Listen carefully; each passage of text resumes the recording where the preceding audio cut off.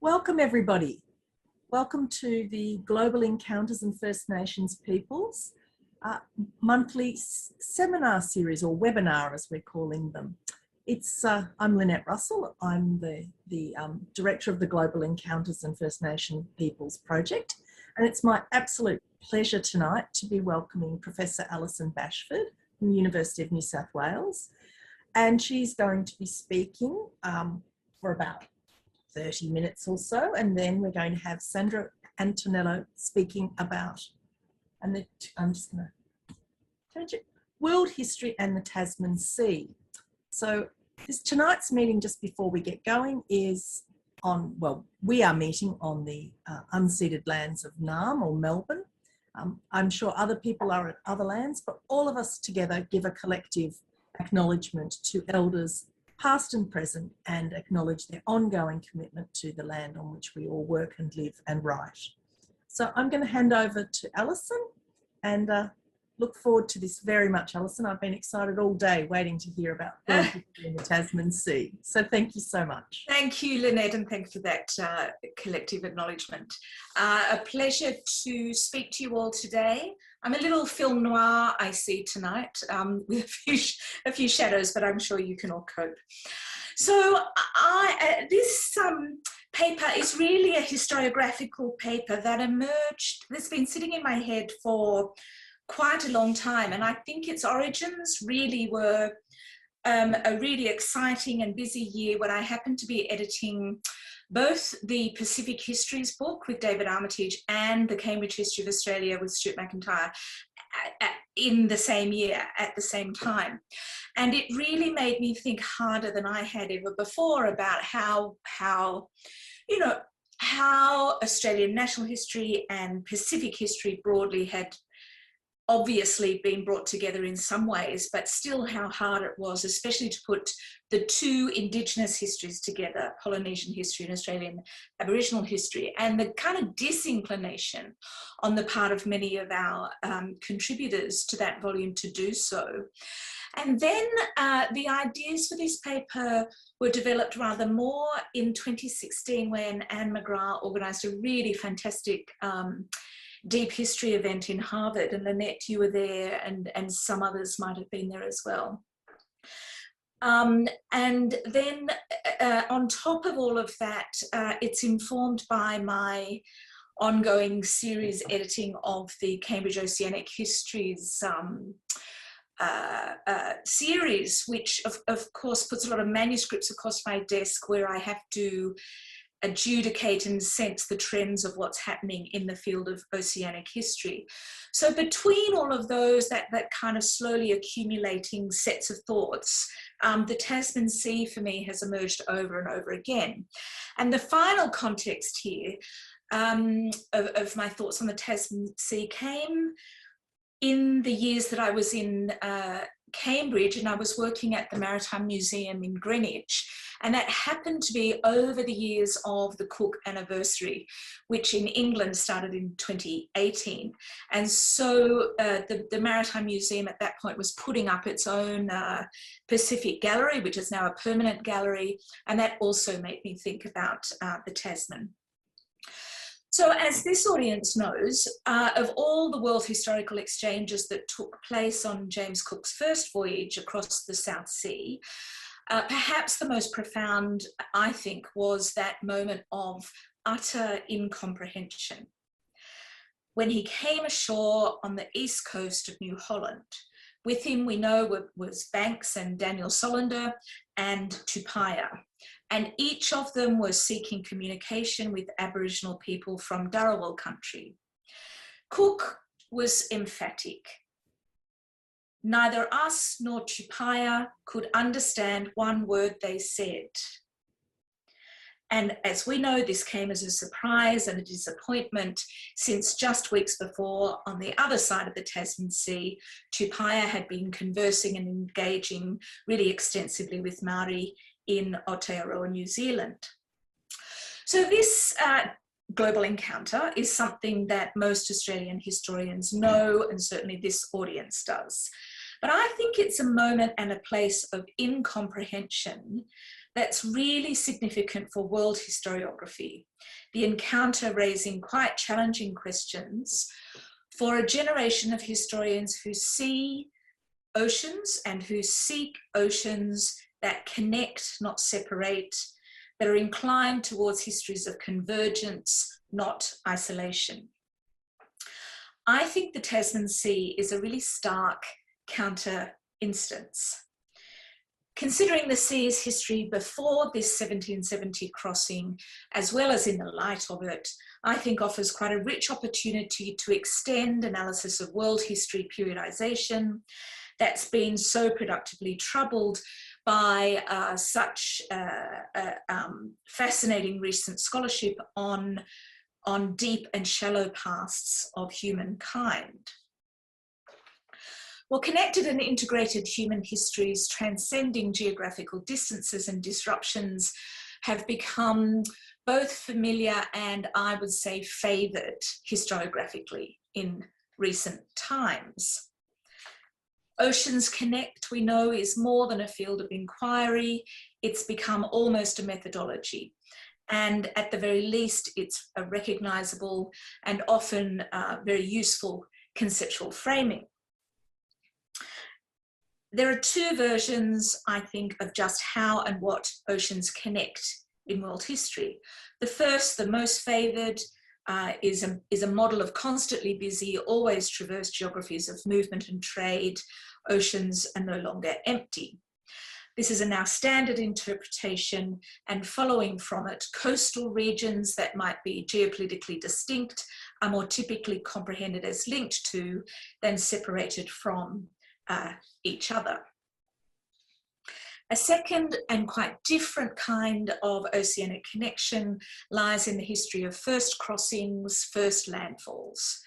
These are assessed often still as, perhaps rightly, in fact, as significant leaps in early human migration, thresholds passed in global human history, or civilizational links forged and grafted for better or worse.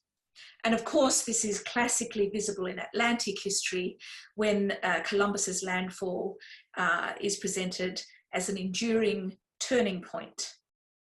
And it remains really definitive of a new world, old world division and of a major periodization in world history. But of course, quite rightly, the privileging of that landfall is now commonly assessed as too often celebratory and insufficiently critical. Well, I think that the Tasman Sea challenges each of these connecting imperatives in oceanic history and in world historiography. A drive to see connection is not just insufficient in the case of the Tasman Sea. I think it's conceptually and empirically disorienting. It sidesteps the significance and perhaps even the basic recognition of what was in fact long-standing separation between peoples across water. And I'm entirely aware that this is highly historiographically unfashionable to claim, but I think that the first landfall and first contact between Pacific peoples in 1770 is highly significant in world history terms. And it can only be fully appreciated if we consider the time before that crossing and not, as is more conventional, the time after. Why is that? Well, either side of the Tasman Sea lie human histories of almost incommensurably different temporal orders. The southeastern Australian Aboriginal past is tens of thousands of years old. The human history of Aotearoa, New Zealand, by contrast, is recent enough. The final westward Polynesian journeys taking place between 12 and 1300 Common Era. That is, the ancestors of Maori arrived 350 years before about Abel Tasman crossed from Van Diemen's Land to New Zealand's South Island. Now, framed as separate insular histories or separate national histories, these Indigenous periodizations are widely familiar to us. Yet I'm interested in the epochal difference between them, and I think that that's surprisingly rarely addressed. It's almost never addressed in a world history context, even in studies that foreground the Pacific in a global context. So I think perhaps that in deep as well as shallow time history, the Tasman Sea was rather more a Tasman divide. And while James Cook's crossing is conventionally seen to be the significant first landfall between Englishmen and Indigenous people of the East Coast of Australia, that is, in fact, the first encounter, I think, with far greater significance in world history terms was a trilateral meeting between descendants of an ancient Aboriginal people who in their own cosmology had always been there, of Polynesians who in their cosmology came from somewhere else, and the Englishmen who came from the centre of the world as they saw it, soon to be the centre of time, the place and time of 0 degrees Greenwich. On a Tasman shore then, we witness a remarkable meeting between people and cosmologies previously separated in a new kind of world history that sets history, prehistory distinctions aside. I think the point is both to analyse the convergence that that moment unleashed and to understand its own past, to historicise the separation and even the isolation that produced the moment of incomprehension in the first place.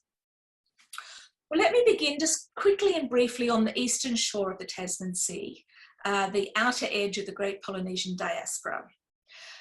How does this region, what came to be known as Oceania, fit into the Oceans Connect historiography?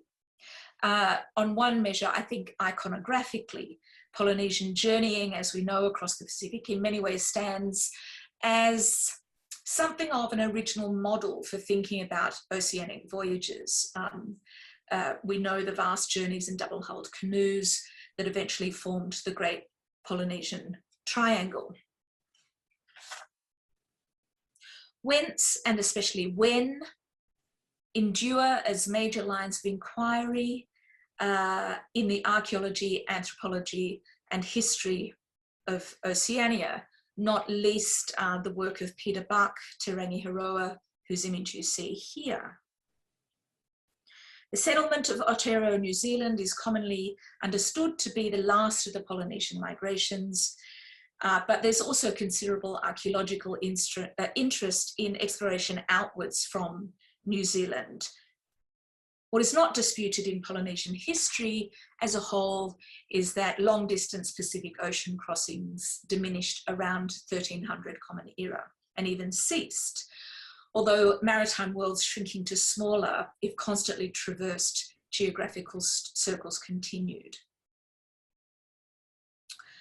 Quite rightly, Polynesian seafaring holds a central place in world histories of ocean-based endeavours, even as foundational human seafaring. Well, in scholarly as well as popular histories of Polynesian seafaring, the outer extent of Polynesian maritime travel is a key line, perhaps a dominant line of inquiry. The question that commands most attention deals with the Americas. Did Polynesians sail beyond Rapa Nui to the South American mainland? Did ancient Polynesians reach the New World? Well, this is a Pacific question, but with an Atlantic orientation, taking other hemispheres into consideration, our hemisphere. I think we might profitably turn this into another question altogether. Not did Polynesians reach the New World, so to say, but did Polynesians reach the oldest world?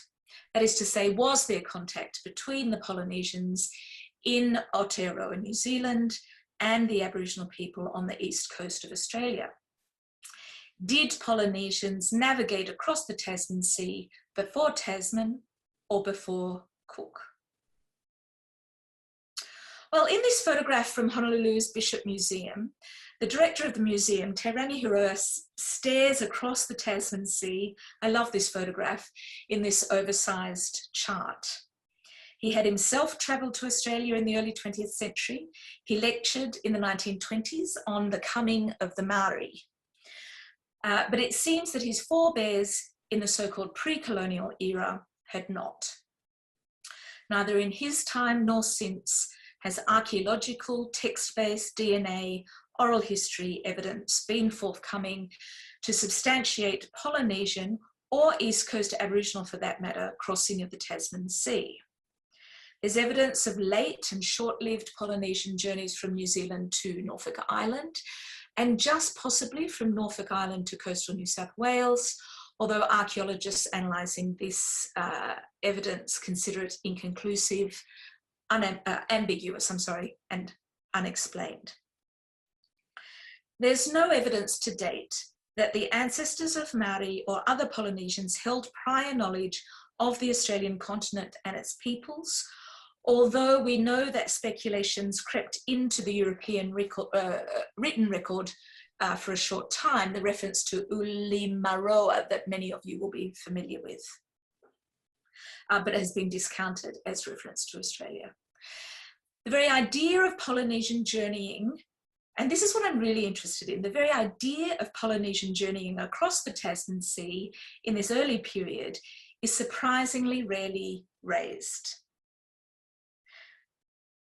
And I think this, it's not quite a silence, but it's close to it, shores up a presumption that Aotearoa New Zealand was a self-evident, almost predestined endpoint of Polynesian seafaring before the era of European South Sea journeys.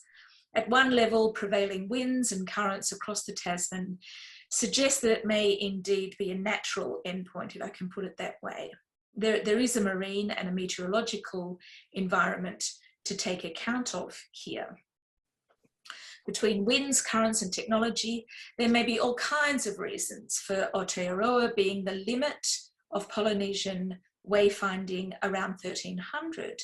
But my point isn't to ask, why did Polynesians or East Coast Aboriginal Australians not cross the Tasman, but instead to ask, what does it mean for world history that they apparently did not? Well, putting all this another way, on one side of the Great South Sea, the American continental side, there's a fascinating and well-recognised world history of contact. On the Australian continental side, however, far from oceans connecting, it seems that a smaller sea separated one people from another, and for many centuries. I think this fact remains fallow, historiographically speaking, but it deserves attention, unfashionable though it is, and it has a number of implications, I think, for world history. A first significance of what we might call the Tasman Divide lies in histories of circumnavigation and encircled globe. But in a world history less determined by European axes of activity and achievement, and that one that's interested in long and deep histories of human movement and migration, this in fact remains a notable gap in the would-be encircling of the world's oceans. The separation and then the sudden meeting across the Tasman of ancestors of the first great human migrations across the globe in this continent, Australia, and the last, about 800 years before present, to Aotearoa, New Zealand, is a very interesting and almost, it's a different periodization of the extent that makes it almost incommensurable. What makes this significant in world history terms is the massively different periodization.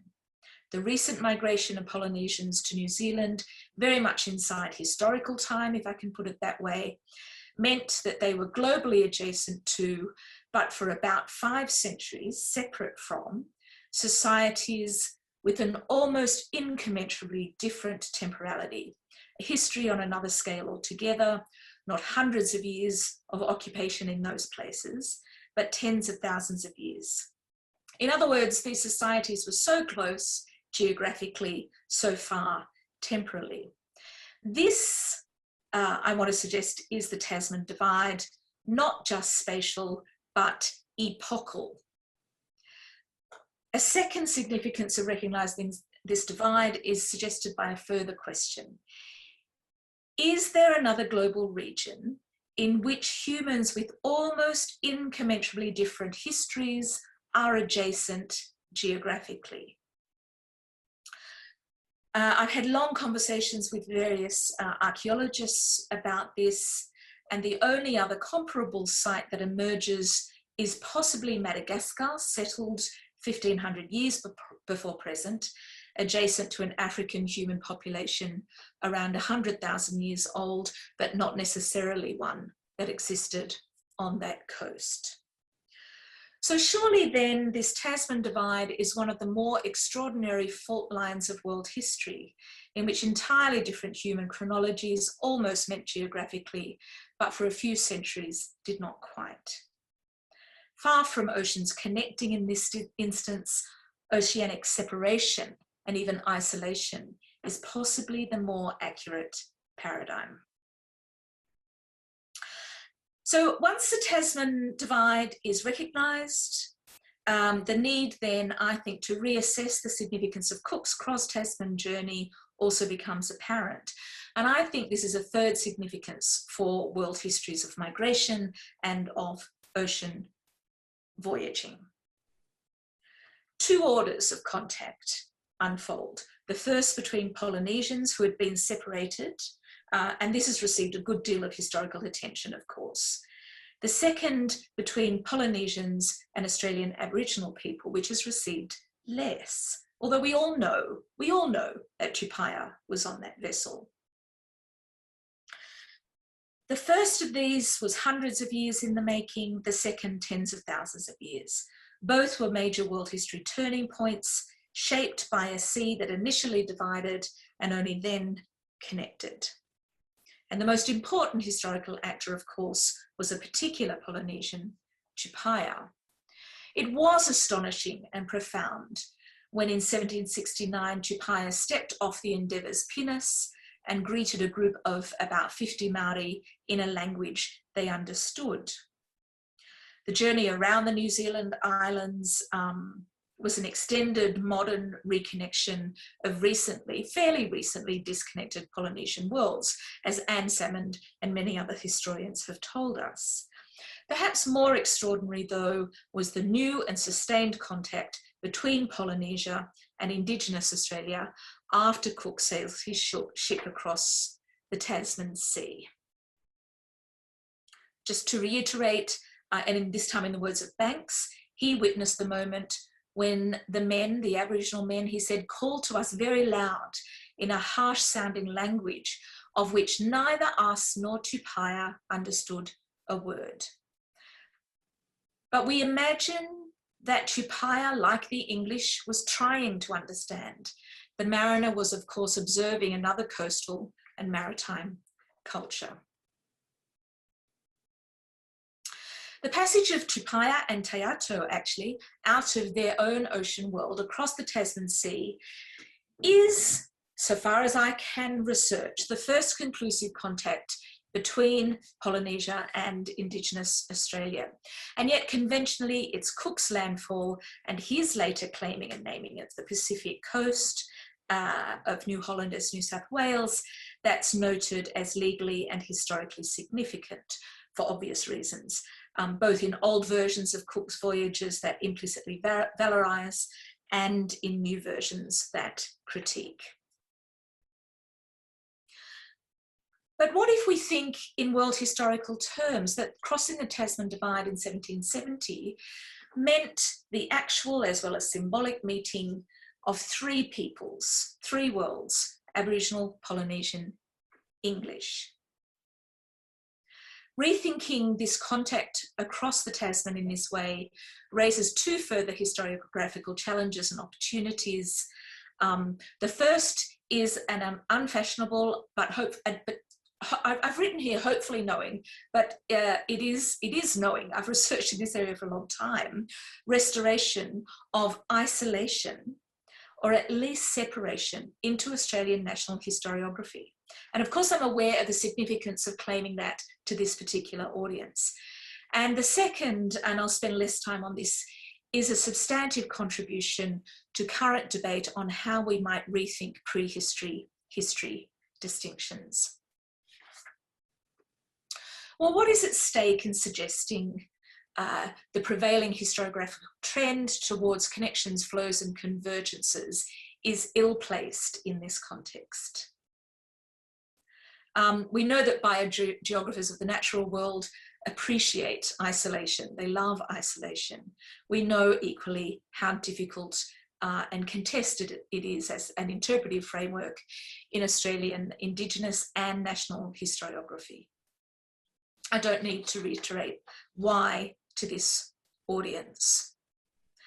Isolation or separation cuts really uncomfortably across the trend for Australian historians to see its colonial and national history as regionally connected, not globally distant. And of course, your program in Global Encounters is at the forefront of that. You're in the process of reorientation of Australian national history, of its deprovincialisation and of its decolonisation by an oceanic turn. And yet, is all this connecting work applicable or useful when it comes to the Tasman Sea? It is, but only when we're considering the historical period after 1770. The Endeavour's Tasman crossing opened up not just a quickly accelerating history of British, American and French voyaging in the Southwest Pacific, as we know, but also a bridge, of course, between Polynesians, Māori and Aboriginal people. A Tasman world has emerged in our historiography as something like an historical and historiographic Atlantic world. That is to say, first a moat, then a bridge. And rather like the Atlantic, the Tasman world signifies a period as much as a place. The recent shift to analyse Indigenous mobility across the Tasman accompanies a multi-hemispheric trajectory in Indigenous histories to overturn a connection with stasis on many levels. And I do think that Rachel Stanfield's book Indigenous Mobilities is really a breakthrough book in this instance. But I'm struck by the fact that although Stanfield and contributing authors explicitly seek to integrate pre-colonial and colonial history, the book instructs solely on pre-colonial mobility within what became Australia and within what became New Zealand, not between them. I think the Tasman divide needs to be recognised before the Tasman world and as history, not as implicit or explicit prehistory, to be set aside or left to other disciplines.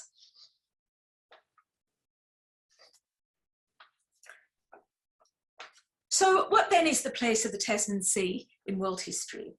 Well, in contradistinction to the great turn in oceanic histories to highlight connections, the longer history in this case, I think, is one of conspicuous separation. In qualifying this widespread interest in global flows across waters, this argument is particular, not general. The intention is not to diminish the usefulness of Oceans Connect for most maritime geographies, and certainly for maritime geographies elsewhere on the Australian coast. But in this case, I think there's a misfit between approach and object of inquiry that actively obscures actually a remarkable history of and for the Tasman Sea. In other words, far from the Tasman being representative of or for a new model of maritime historiography, I think it's the reverse. It's highly unusual historically, perhaps unique in world history terms. A sea either side of which humans with entirely different temporalities were adjacent geographically, but separated historically until April 1770. Thank you. Thank you very much, Alison. That's fantastic. Now I'm going to ask Sandra Antonello to give us a response. Now, just before, and once Sandra has done that, we open it up to questions. I have, for some strange reason, do not have chat function or a Q&A function on my screen at the moment. So I'm going to ask you to put either physically put your hand up or use the, the reaction button, which I also don't seem to be able to find on my computer. So just if you want to ask a question and get my attention after we've heard from Sandro. So Sandro, please. Good evening, everyone. Hello from Adelaide. Thank you so much, Alison, for your very stimulating lecture, your comments there. And I appreciate your efforts to, that this is a historiographical effort, trying to respond to an area of research in which I think you're a leader, and to think about a very specific case. In responding today, and perhaps I suppose I want to respond in a couple of ways, which is to see what random bits of scholarship that occur to me in responding that might help you to finalise this interesting piece, and to perhaps plant some seeds for discussion from the audience as well. I think it is a very compelling case you make that, the oceans connect framework is very dominant. And what do we do in response to that? I mean, it has been an enormously generative way of seeing history in the oceans, the movement of people. I also just want to, I think that the vision of a trilateral meeting, the meeting of three peoples, is really such a, I haven't, I'm not as familiar with Pacific history as others, but it does strike me as a very important way of reframing Cook, but Indigenous and Maori histories, and Polynesian histories rather. In saying that, sorry, I'm just looking at my notes because I'm struck that because it's a historiographic exercise of some kind, it did draw up for me recent work by the Norwegian historian of ideas, Helge Jordheim, who talks about the idea of synchronicity. And I'm not sure if people are... Synchronicity, synchronizing, Jordheim. He's a, I would say, a fairly conventional historian of ideas, but I think he brings up an interesting, in response to the challenge by some against modern global history rather than world history, he is responding in a way to say that if some of those critiques are that actually, is global history merely the view from above which ignores which overwrites, flattens diversity, diffusion, and indeed non-synchronicity or asynchronicity. And Jordheim, I think, makes an interesting point that it's the historian that brings, is the synchronizer. So in terms of the way you've presented this, your story tonight, Alison, that I wonder how, in a sense, the task of the historian is to synchronize, and how, well, you are the one you are trying to synchronize an otherwise divided history. But I'd be intrigued to think about, I think you've said before that there haven't been other attempts to, or you've talked about isolation. And so I'd be intrigued to draw out more of that in terms of this, the modern discipline of history, of European modernity and the task of synchronization. I probably am, I'm boulderizing Jordheim's very interesting work a bit, but it's certainly scholarship I want to recommend.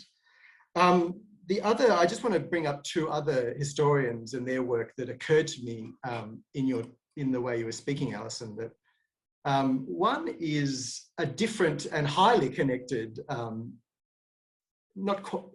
ocean realm, which is in Bathsheba Demuth's recent work on the Bering Strait and Beringia.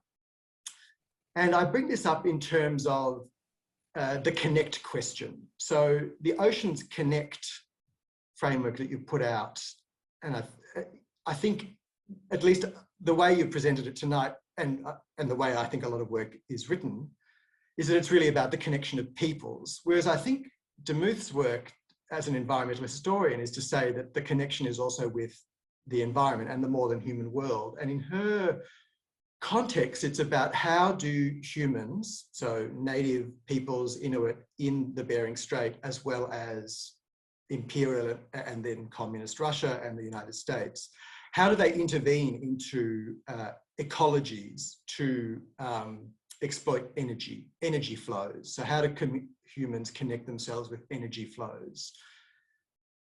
And again, this may be tacking off a bit from the central part of your work, but as far as I'm aware, there aren't too many species that, you know, connect across the Tasman. There are, you know, I think humpback whales are a kind of obvious moving species that, even though there are separate migration routes from Antarctica up the east coast of Australia and to New Zealand, there is trans-Tasman crossing by whales. I mean, in modern days, we might talk about bluefin tuna, amongst other things.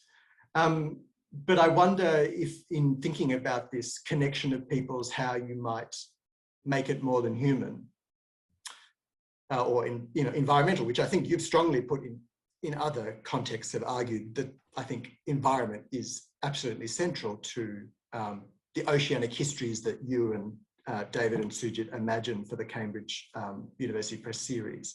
The third historian I'll mention, and again, this might be a bit off tack, but I think your point about isolation, which I think I understood what you were saying, but it may call to mind the Birmingham-based historian David Gange, who has worked, had a bit of a sort of canoe-based methodology in the Orkneys. And I'm now thinking of you getting in a yacht or something and going around the Tasman Sea. But Gange's point is, perhaps this is also unfashionable to revert to Britain for perhaps a conceptual framework or an approach to this history, but Gange, I think, is interested in how remote communities in such places as the Orkneys situate themselves in time and space compared to, well, in that case, metropolitan English cultures.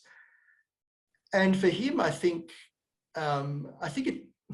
what I'm trying to get at is that he, a bit like Demuth and a few other instances of historians working now, are trying to deal with this connecting or synchronization question, or unsynchronized global histories. And for Gange, so that's G-A-N-G-E, his argument, I think, is I think he is also perhaps making a disconnection argument in a very different case. Obviously, it's not, you know, Polynesian and Indigenous Australians with 10, you know, what you call the incommensurable timescales.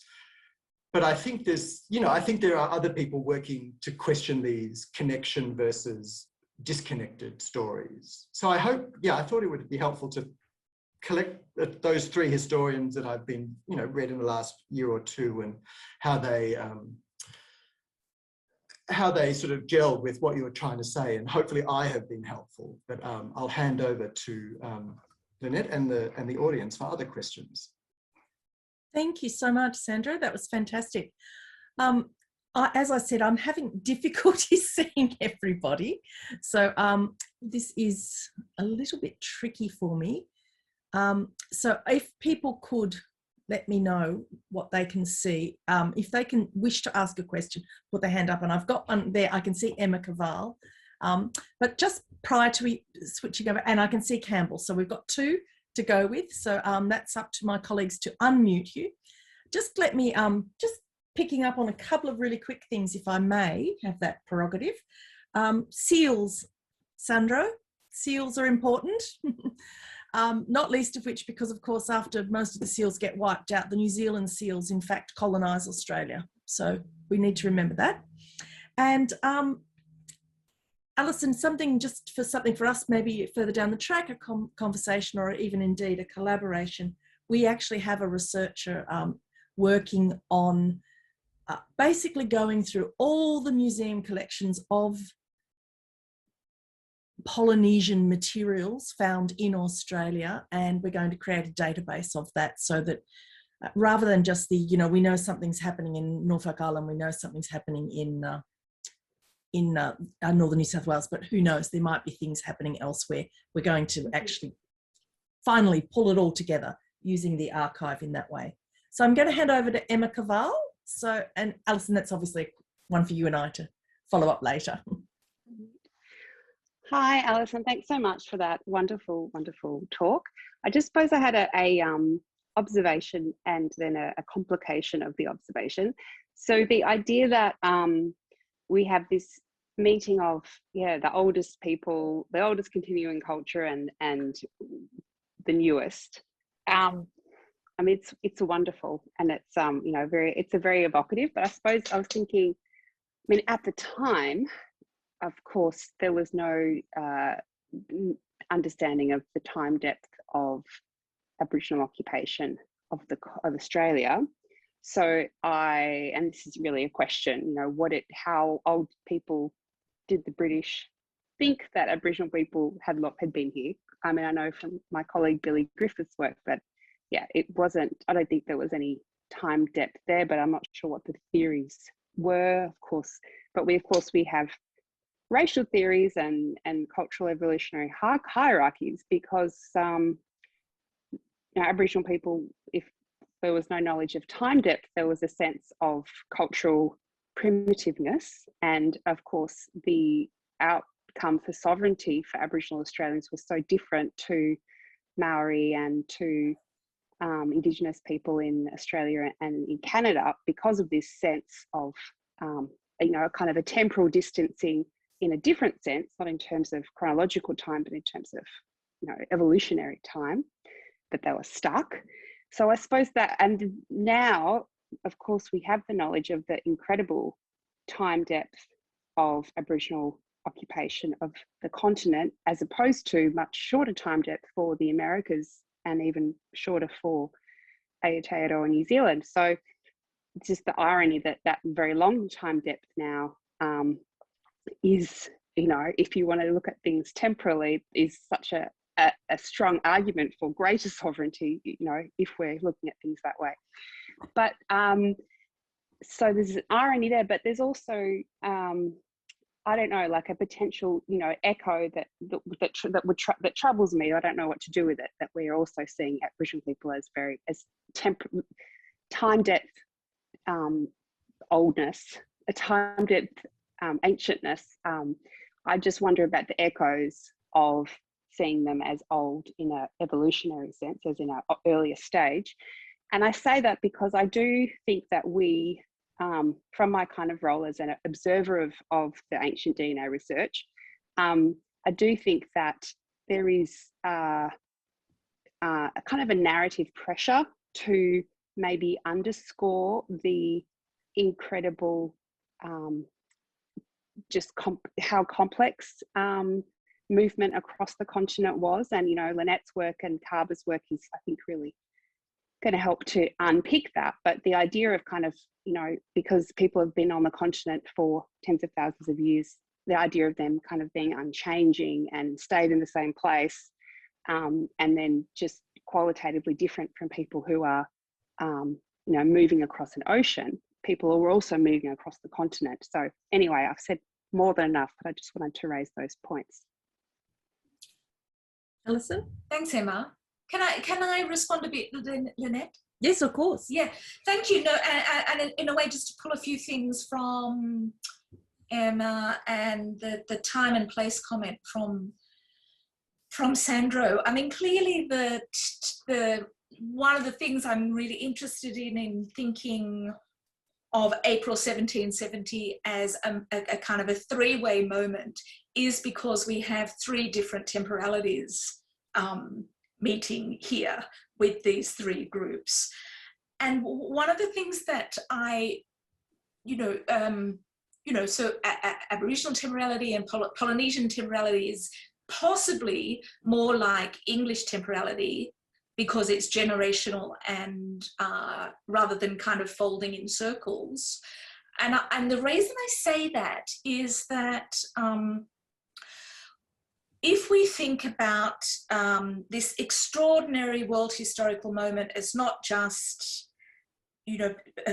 people who have been here for a long time, people who have been less, and people who moved across the ocean from this strange place called, Greenwich, but that there's a meeting there of obviously entirely different cosmologies, but also very different temporalities. One of the things that I think we need to add to that is the sense that in 1770, the English have got no idea of time depth of Aboriginal people or of Polynesians. The only kind of time story they can put it into at that point is not evolutionary at all, Emma, in 1770. It is what turns into evolutionary theory, and that's the prior idea of a kind of a stadial, which is not, I actually don't think is a biological vocabulary. It's actually much more an economic vocabulary of ways of sustenance and cultivation and so forth, how people are fed, how land is used. And that's the kind of time travel between New Zealand, classically, we know this, between New Zealand and Australia. There's an idea that there's a kind of a backwards time travel, so to say, between one and the other on the stadial model. That's what's available to the English to think in temporal terms about a kind of a time difference. Do they put years on that? No. And what I want to add there is kind of this intriguing extra complication of what's going on actually for the English in terms of temporality in 1770, because they're still, Joseph Banks and Cook are still, they're right on the cusp of, but they're still really just thinking about a world that's 6,000 years old. And they're thinking about that obviously because of, that's counting the generations from Abraham, Noah to Jesus, and Jesus to now. And that's how the world gets to be 6,000 years old. And for most English, it's still about 6,000 years old in 1770. That's about to change, but it hasn't really changed yet. So that's the temporality that the English are working with. And in thinking about this as a meeting place of very different temporalities, I think it's in some ways, time is possibly more in flux for the English in that meeting than it is for the others, So it's the English there who don't know what time is. It's about to move from 6,000 years to tens of thousand years and really quickly to millions of years, as in the age of the earth. They're right on the cusp of that. So there's a weird way in which the people who are imagining that they're about to fix universal time are the people for whom time was most in flux. And so I think there's and they've got no way of putting dates on how there's discussion of where do people come from, definitely with respect to Polynesians, because we know the Polynesians themselves were having that conversation with Cook, Tupaia was. But not the same kind of where do people come from with respect to Aboriginal people, and nor for Cook, it all comes later. Nor for Cook is there that much discussion about what ages do we put on this. So I do think that there's a really strange, that this happens to happen in 1770.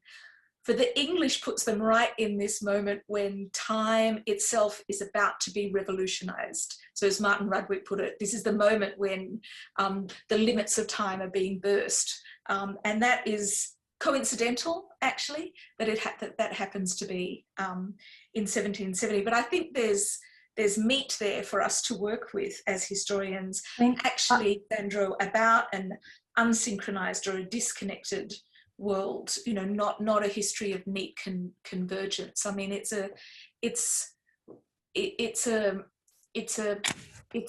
moment of, well, this is one of the ways in which it is, I think, an extraordinary global moment of global encounter. Thank you so much, Alison, for a great response. I've got 3 people with hands up, so I'm going to go there. Campbell McKnight, then Jodie Honan, and I hope I've said your name correctly, Jodie, and then Andrea Whitcomb. So Campbell, please, welcome. Thanks, Lynette, and thanks, Alison, for a very stimulating presentation. I was thinking, if you fly from Australia to New Zealand or vice versa today, one of the great contrasts that you see is geology, instantly, geology. Steep slopes in New Zealand, flat hills in Australia. And Australia is a horrible place, really. I mean, it's unfertile and useless for almost any form of elementary agriculture and so on. Now, I think that's a contrast that you might bring out. Interestingly enough, it's even worse on the north and west coast of Australia. And there certainly was lots of contact over the millennia with the north and west coast of Australia that archaeologists are beginning to explore, things like the dingo and so on. But nobody coming from the north and west ever managed to settle in Australia. So if you're thinking of Polynesians coming from the east, even the east coast is pretty awful. And this is sort of going back to something that Sandro raised. If you go back into geological time, the Australian continent and its botany and so on is utterly different from the rest of the world. And that's something, of course, which the English were unprepared for too. I mean, look at Banks when he hits the botany. So I think there are a few other contrasts there.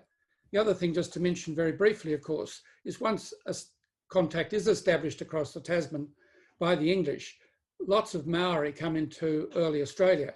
I don't think anyone's ever really studied that as a whole. I'm not quite sure, but it actually would be quite an interesting topic. Maoris, all the Maoris in early Australia. Thank you. Alison? Yes, thank you. I just want to, it is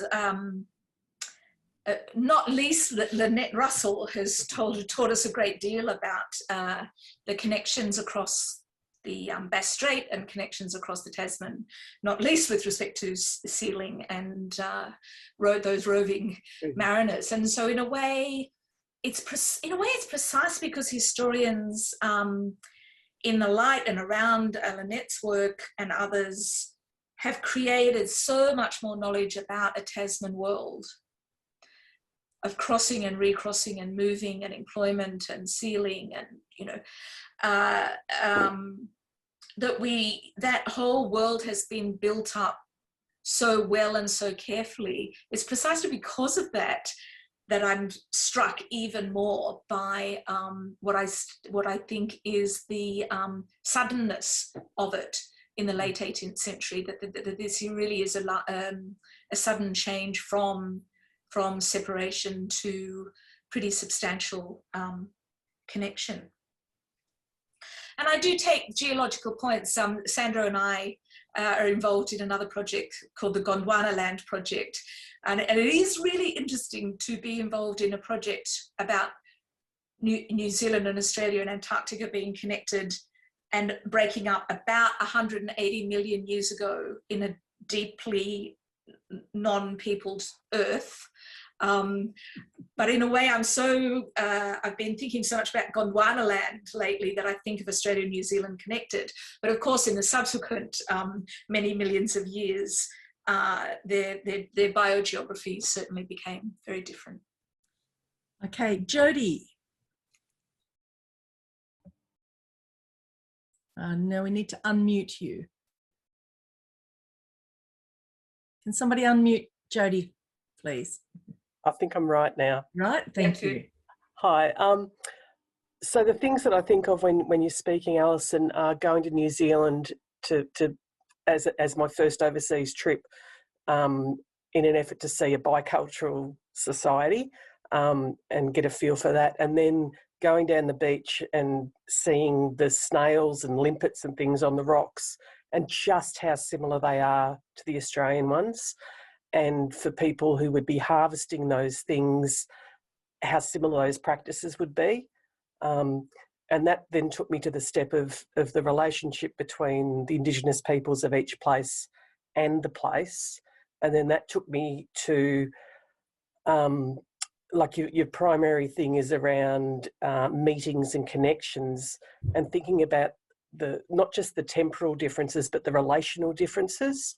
So the strength of the relationships of Aboriginal people and their understanding of their place compared to that in Aotearoa, given the short time span, but not focusing on the time factor, but the strength and complexity of the relationships that are meeting each other. and that people who don't have that strength and complexity of relationship perhaps don't have any concept of what that is, and that, you know, that playing into that, you know, observing things as being primitive when it's actually that very different cosmology and relational environment. Just your thoughts on that. Yeah, thanks, Jodie. I mean, one of the things that really intrigues me and that I need to talk with people a lot more about and do a lot of listening about is what we do with one of what I think is one of the major differences. And that is this idea, I think it goes to your question, that is the idea that for most Aboriginal people, as I understand it, there is a cosmology of always being in that place. Would that be correct to say, Lynette? Yes. Whereas in Polynesia and in Aotearoa, New Zealand, and this is why the Tupaia meeting was just so extraordinary, because Maori, as we know, Maori understood Tupaia to come from what they recognised to be their homeland island. So there's always this idea, not of coming from here, but from coming from over there, coming from that home island. And always an idea of journeying, so origins are elsewhere, not here. And I think that that's profound, and that's something that, you know, the more conversations I can listen to between Māori and Indigenous people that raise perhaps that question and what that quality of difference means, that in a way, that very different idea of homeland, that's something that intrigues me a great deal. And when I read and reread Cook and Banks' accounts of what Tupaia is saying in his conversations with Māori, and then that total incomprehension here, that difference in cosmology and difference in place and homeland, I think is quite significant, and I would love there to be more conversation about that. Thank you. I'm going to move on to Andrea's question now. Hi, Lynette. Nice to meet you, Alison, and thank you so much. This is just such a fascinating discussion. Alison, one of the things that struck me about your paper was the way you framed the period before, or you were wanting to frame the period before 1770, not as prehistory, but as history. And I guess my question is, how the hell would you write a history of that period when what you have in some way is, well, separation is absence, isn't it? So how do you write a history of absence, of connection? Yeah, how do I write a history? Well, what...